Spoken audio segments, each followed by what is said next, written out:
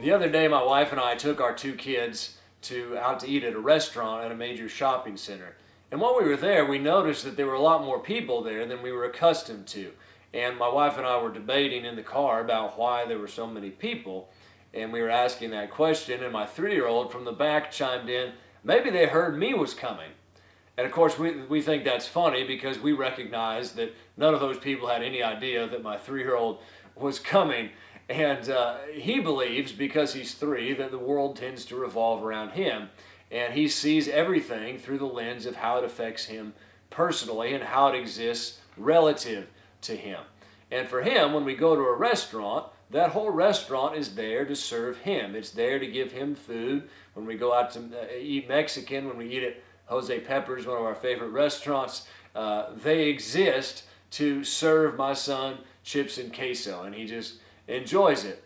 But as we get older, we learn that restaurants don't just exist for us. In fact, they'd go on existing even if we weren't there. They exist to serve lots of people. And things have other reasons for existing other than how they affect us. However, as I was thinking about that, I was realizing that there is one person around which the entire world and entire universe does revolve, and that is Jesus.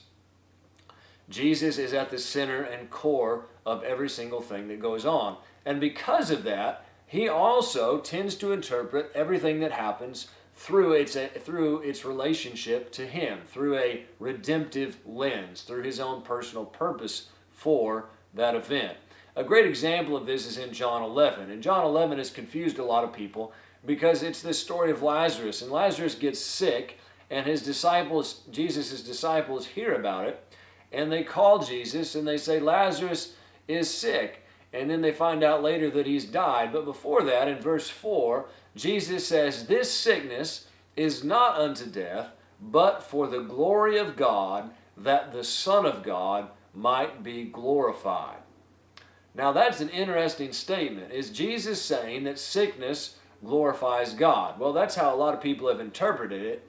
And certainly I think that when we can go through difficult times and still glorify God and still have a positive attitude, I do believe that that does glorify God and show good Christian character. And so I don't want to take that away from anybody. But it's really clear in the passage there that the thing that really brought glory to God was not that Lazarus was sick or that he died, but it was that Jesus healed him. The thing that brought fame and acclaim and glory to Jesus was that he came into that broken situation and brought deliverance and brought healing. It's actually the miracles of Jesus that brought God the most glory. Which begs the question, well then, is Jesus saying that God made the person sick so that he could heal him? And that's a pretty twisted way to think about things. And in fact, Jesus refutes that thinking in Luke 11, because in Luke 11, Jesus says that a house divided against itself can't stand. And he's talking about the devil, and he's basically saying that the devil's not going to heal anybody because it's the devil's purpose to make people sick. Similarly, God doesn't want to make Lazarus sick because that would be antithetical to his purpose of healing him. There's two opposite sides here. Jesus is on one side and the devil's on the other. Why then does Jesus say this strange statement that the sickness exists? He says the sickness's purpose is to bring glory to God. And the answer is simply that Jesus is doing exactly what my 3-year-old did. He's interpreting life events through the lens of how it affects him personally.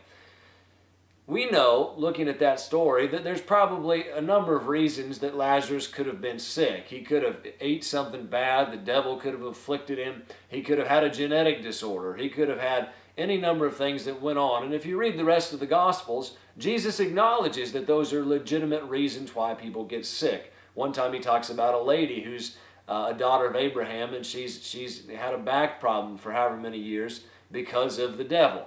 So people get sick for a variety of reasons, but from Jesus' perspective, the only reason that matters is so that they can be healed.